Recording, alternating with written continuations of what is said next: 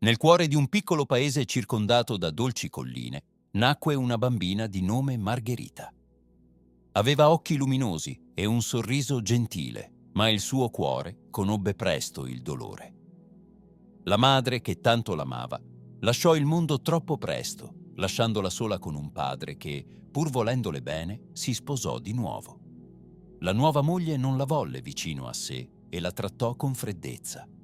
Margherita cercava amore, ma trovò solo porte chiuse.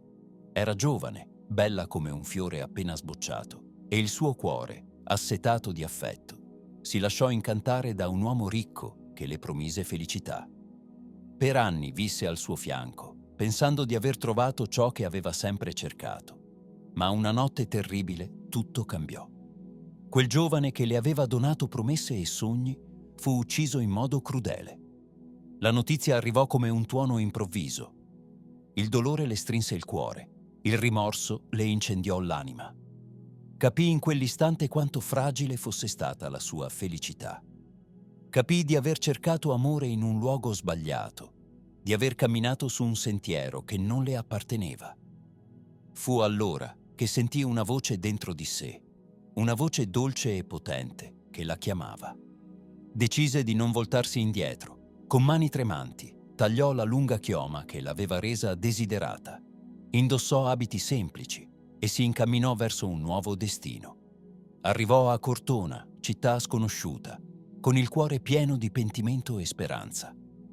Entrò in una chiesa e si inginocchiò davanti all'altare. Le lacrime scesero senza sosta. Sentì il peso della sua vita spezzarsi in 1000 pezzi e si abbandonò al pianto. 2 donne buone la trovarono in quello stato e, vedendo in lei un'anima ferita, le offrirono una casa.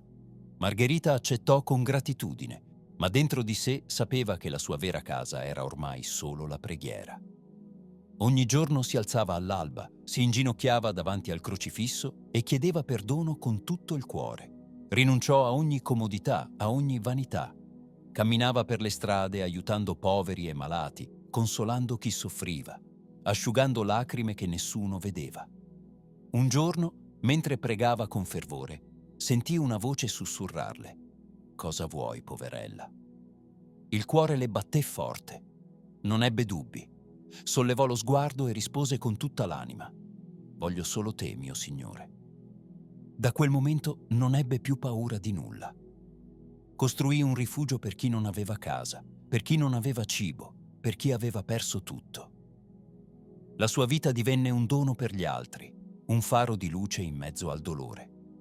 Con il tempo il suo nome si sparse ovunque. La gente vedeva in lei qualcosa di speciale, una santità viva e palpitante. Quando le mani si posavano sui malati, le ferite si chiudevano. Quando le parole uscivano dalla sua bocca, i cuori si riempivano di pace. Il giorno in cui lasciò questo mondo, il suo corpo rimase intatto, come se il tempo non avesse il coraggio di toccarla. Ancora oggi riposa nella città che l'ha accolta, e chiunque si avvicina alla sua tomba sente nel cuore un calore inspiegabile, come un abbraccio invisibile che consola ogni dolore. La sua storia è un canto di speranza, un messaggio per chiunque abbia sbagliato strada, per chiunque si senta perso. Non è mai troppo tardi per cambiare. Non è mai troppo tardi per trovare la vera luce.